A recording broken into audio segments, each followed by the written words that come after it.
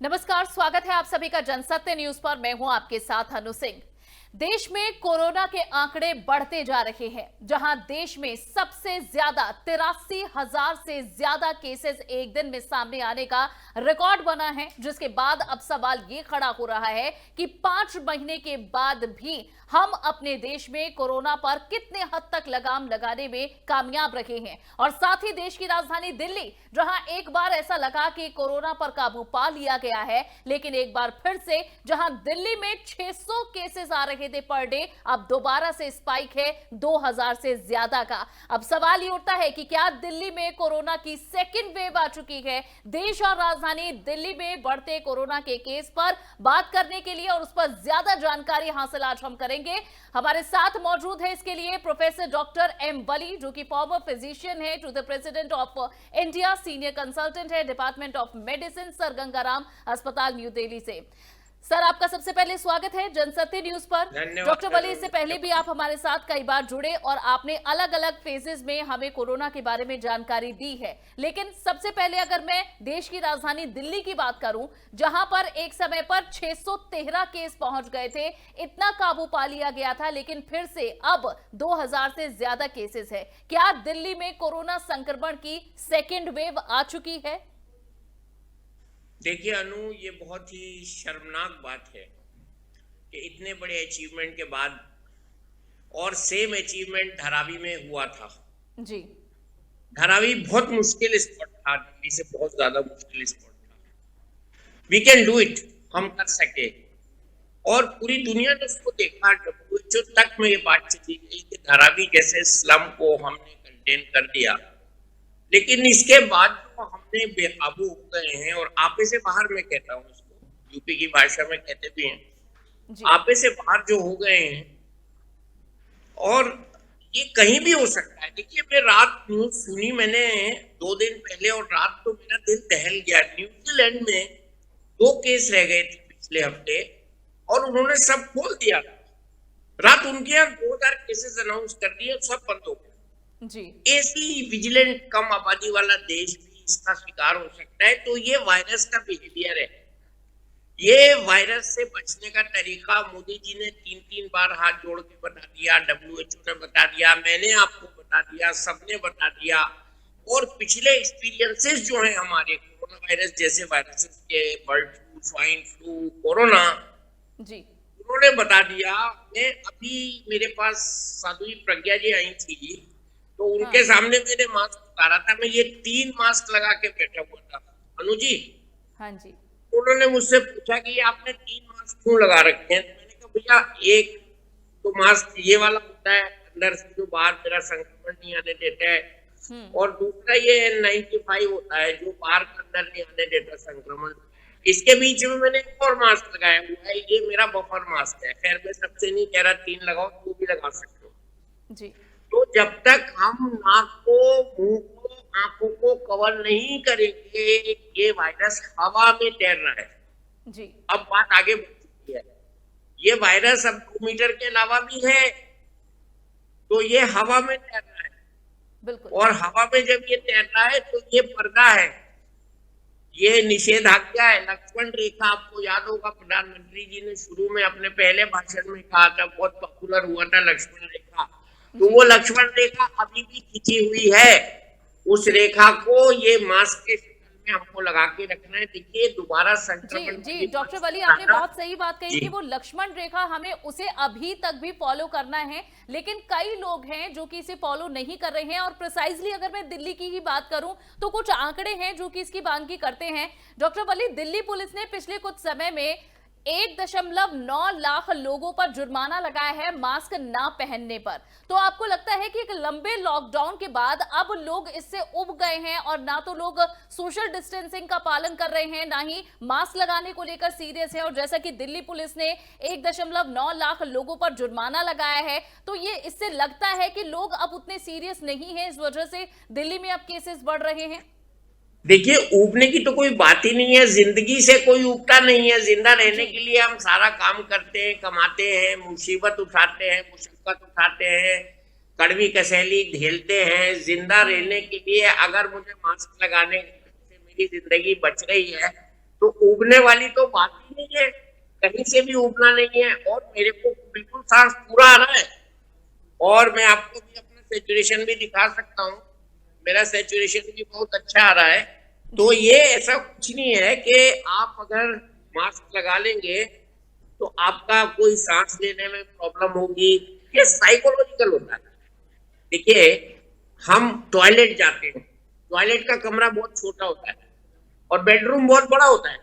बहुत से लोग कहते हैं मुझे छोटी जगह सफोकेशन होता है। ओहो, टॉयलेट तो रोज जा रहे हो भैया, वो तो बहुत छोटा है, बाथरूम तो बहुत छोटा है, बिल्कुल वहां तो आपको घर में सफोकेशन। देखिए मेरा 99 आ रहा है साहब सेचुरेशन, ग्लव के ऊपर से आ रहा है 99, ग्लव के ऊपर से। मैं बंद कमरे में हूँ, ग्लव पहन के 3 मास्क लगा के मेरा सेचुरेशन 99 आ रहा है, अभी तक 99 आ रहा है जी। ये बहुत बड़ी बात मैंने आपको दिखा के कन्विंस किया। अब आपको उल्टा दिखा होगा 99, लेकिन ये 99 बिल्कुल है।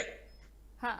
तो उबना नहीं है, ये तो मेरी अमृत है, अमृत धारा है, लाइफ लाइन है। बिल्कुल बिल्कुल, आप सही कह रहे हैं, अमृत धारा है, उसी से हमारी जान बचेगी।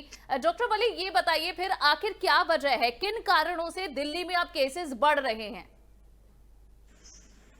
खुले छोड़ रखे हैं, बेजरूरत घूम रहे हैं, एक कार में दो जा रहे हैं, मास्क नहीं लगा रहे। अभी तो मेट्रो खुलने दीजिए, देखिए क्या होगा, स्कूल खुलेंगे फिर क्या होगा।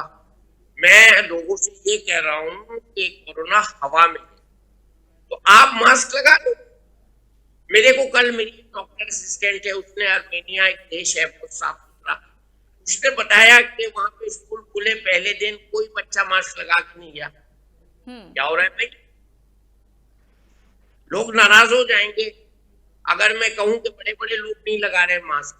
जी। मैं कहना नहीं चाह रहा, कल बहुत बड़े आदमी जो है पब्लिक के सामने आए थे, दुनिया के सबसे बड़े आदमी थे वो, और वो 6 महीने बाद पब्लिक के सामने आए थे और उन्होंने भी मास्क नहीं लगा रखा था। मैं क्या करूं? जी। अब ये बड़े लोगों को तो उदाहरण बनना है। हमारे प्रधानमंत्री की मास्क लगा रहे हैं, मैंने रात उनकी स्लाइडें देखी, उन्होंने कई तरह के मास्क लगाए, कानपुर में बना हुआ भी N95 मास्क लगाया, उन्होंने ढांटा भी बांधा, उन्होंने क्लॉथ मास्क भी लगाया, फेस कवर भी लगाया, सब कुछ लगा के तो बता दिया, डेमो तो कर दिया पीएम ने, अमित शाह जी ने कर दिया, हेल्थ मिनिस्टर ने कर दिया। हेल्थ मिनिस्टर तो भी वेबिनार में टोक रहे थे, एक बहुत बड़ा वेबिनार था, मैं भी था उसमें पिछले हफ्ते, ये वैश्य समाज का वेबिनार था, उसमें हर्षवर्धन जी ने जाते जाते कमेंट दे दिया ये मुझे बहुत अच्छा नहीं लगा, इस वेबिनार में आप लोग मास्क नहीं लगाए हुए हो। तो कितनी बड़ी बात कह दी उन्होंने, चीफ गेस्ट ने मैसेज दे दिया। तो अब मैं इसमें क्या कर सकता हूँ और आप क्या कर सकते हैं? मास्क लगाना बहुत जरूरी है, हाथ धोना बहुत जरूरी है, सैनिटाइजेशन बहुत जरूरी है, दूर से बात करना बहुत जरूरी है, ये सब चीजें करनी पड़ेंगी। इसको तो अपनी जिंदगी का एक हिस्सा बनाना है, उबना नहीं। आपने बहुत अच्छा आपने जी बिल्कुल सही बात की। हमें जो जिन बातों पर आप लगातार डॉक्टर वली जोर देते रहे हैं, और न सिर्फ डॉक्टर्स बल्कि मंत्री भी, प्रधानमंत्री भी, सभी लोग, और ये एडवर्टाइजमेंट में भी है, जागरूकता फैलाने के लिए भी इन बातों का ध्यान देना जरूरी है और समझना जरूरी है। डॉक्टर वली, ये भी बताइए, ये कहा जा रहा है दिल्ली सरकार की तरफ से कि टेस्टिंग कम हो रही है, इस वजह से भी केसेस बढ़ रहे हैं। अगस्त में टेस्टिंग कम हुई, क्या यही वजह है कि अब दिल्ली के अंदर केसेस बढ़ते नजर आ रहे हैं? क्योंकि जब टेस्टिंग की जाती है, ट्रेसिंग की जाती है, जो लोग संक्रमित हैं वे घर में रहते हैं या अस्पताल में रहते हैं। अब लोगों की टेस्टिंग नहीं हो रही, और जैसा आपने कहा कि खुले छोड़ दिए गए हैं, तो अब लोग इतने ज्यादा सड़कों पर हैं, ट्रैफिक है, बाजार खुले हुए हैं, सोशल डिस्टेंसिंग का पालन कराना वहां मुश्किल है, तो टेस्टिंग नहीं हो रही, इस वजह से भी केस बढ़ रहे हैं? नहीं, देखिए टेस्टिंग में एक गड़बड़ हुई है।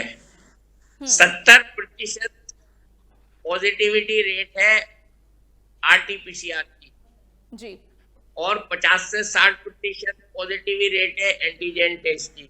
इधर क्या हुआ है, 60% जो है वो हो रहे हैं ये एंटीजन टेस्ट, और 40% हो रहे हैं पीसीआर। ये कल खुद ऑफिशियल स्टेटमेंट आया है कि एंटीजन टेस्ट ज्यादा हो गए, और एंटीजन टेस्ट की जो विश्वसनीयता है वो आरटीपीसीआर से बहुत कम है। फिर एक लंबा अभी झगड़ा हुआ के साथ ये कई तरह के एंटीजन आ गए हैं जिनकी जो है क्षमता जो है अलग अलग है टेस्टिंग के रिजल्ट देने की, फिर उसमें आईसीएमआर को अपना वक्तव्य देना पड़ा कि नहीं नहीं, ये सब अलग अलग क्षमता के बाद भी एंटीजन टेस्ट ठीक कर रहे हैं। तो ये सब जो हो रहा है ना, ये सब इसलिए हो रहा है कि भैया एहतियात से रहना है आपको। और मैं आपको अनुजी बहुत फ्रेंकली एक बात बता दूं, इतनी बड़ी आबादी में आप सब तक नहीं पहुंच सकते।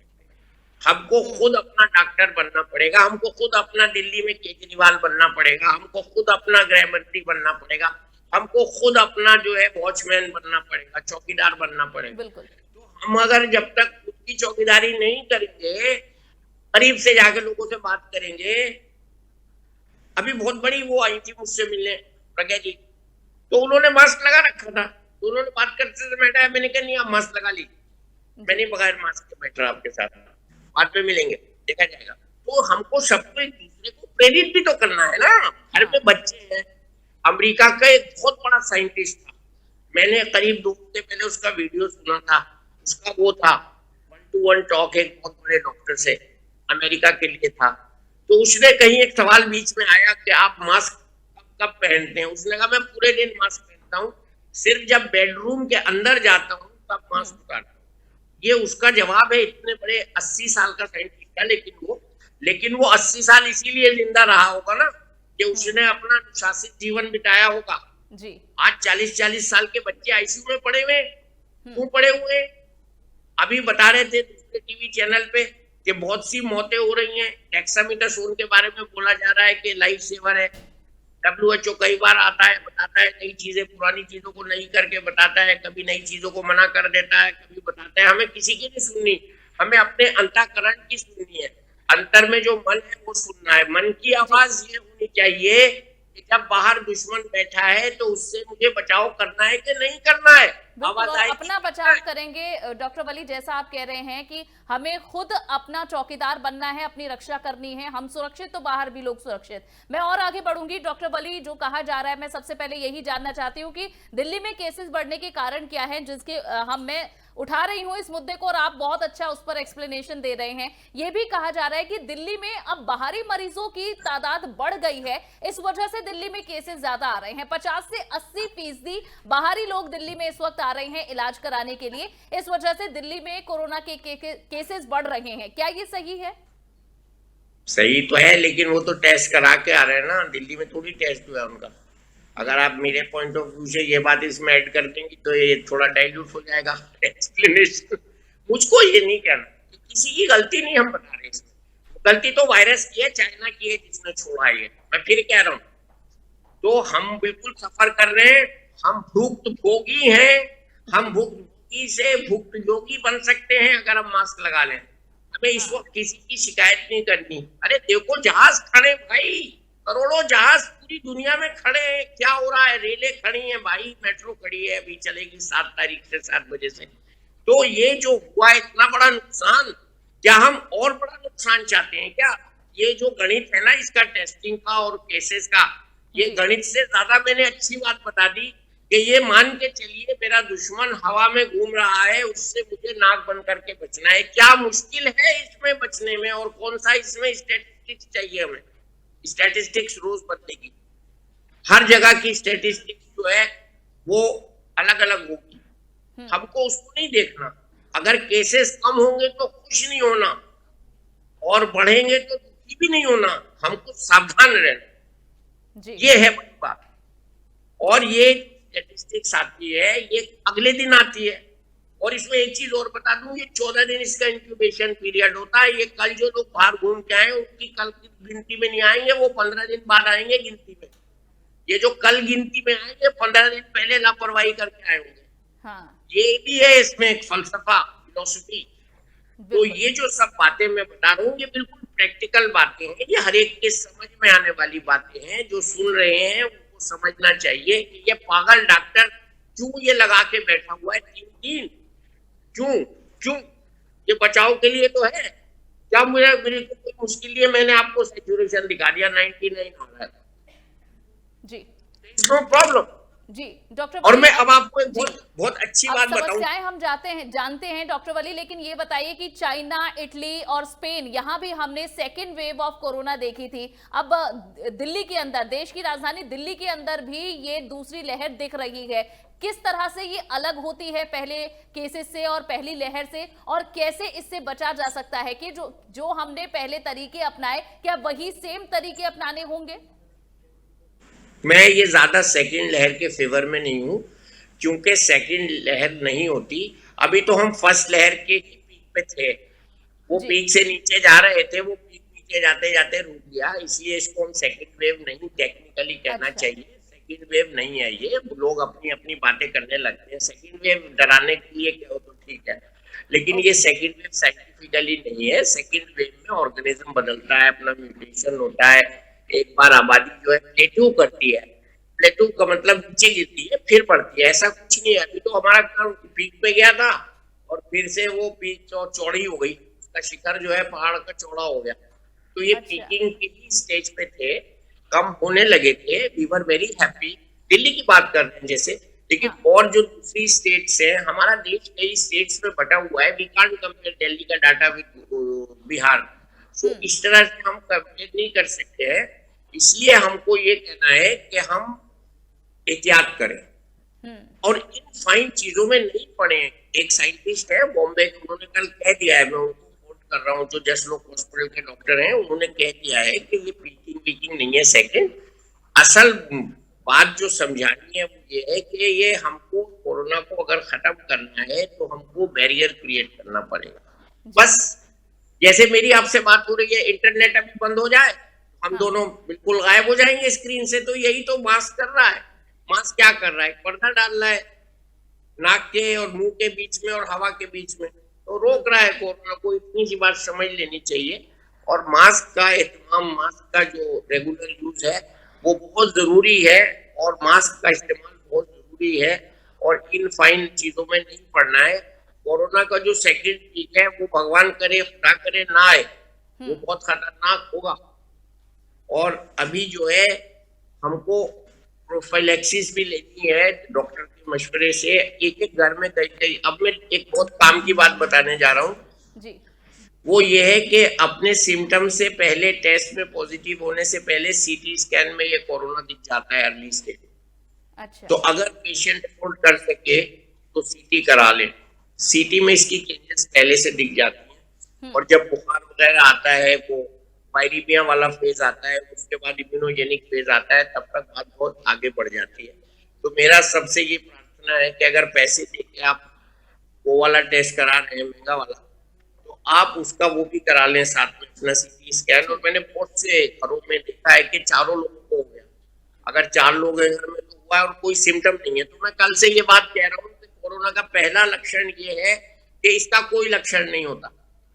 बुखार वगैरह 4-5 दिन, 6 दिन, 8 दिन बाद आता है, जब हमारी बॉडी में कोरोना का जो है टी सेल से रिस्पॉन्स आता है, या टी सेल लड़ती हैं कोरोना से। तो ये जो टेक्निकल चीजें हैं, इन सबसे अच्छी सिंपल सरल बात ये है, मास्क लगा लो भाई, और मास्क से अपनी हिफाजत करो। जी, तो डॉक्टर वली, आप इसी बात पर ज्यादा जोर दे रहे हैं कि अभी तक जो भी हमारी गाइडलाइन थी उसी का ही हमें पालन करना है। I don't agree with the second wave, और सोशल डिस्टेंसिंग का पालन सबसे ज्यादा जरूरी है, और जो हमारे बेसिक फंडामेंटल हैं इस बीमारी से लड़ने के, उन्हीं का ही पालन करना सबसे ज्यादा जरूरी है। डॉक्टर वली, बहुत बहुत शुक्रिया इन तमाम सवालों के जवाब देने के लिए, और एक अच्छी जानकारी एक बार फिर से हमारे दर्शकों से साझा करने के लिए धन्यवाद।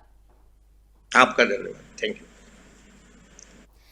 तो ये थे डॉक्टर एम वली, जिन्होंने बताया कि इस वक्त ये दूसरी लहर नहीं है, सेकेंड वेव नहीं है, बल्कि पहली लहर से ही अभी तक हम बाहर नहीं निकले हैं। केसेस बढ़े हैं, जिसकी वजह से पीक नहीं आया, बल्कि पीक का जो शिखर है वो और ज्यादा चौड़ा हो गया और केसेस दोबारा से बढ़ने लगे, क्योंकि सेकेंड वेव जो होगी उसका जो पूरा नेचर होगा वो बिल्कुल अलग होगा। और वे उम्मीद भी कर रहे हैं कि सेकेंड वेव ना आए, लेकिन अगर लोग नहीं मानते हैं तो इससे भी खराब समय देखना पड़ सकता है। फिलहाल के लिए बस इतना ही। ये बातचीत आपको पसंद आई हो तो इसे लाइक और शेयर जरूर करें। नमस्कार।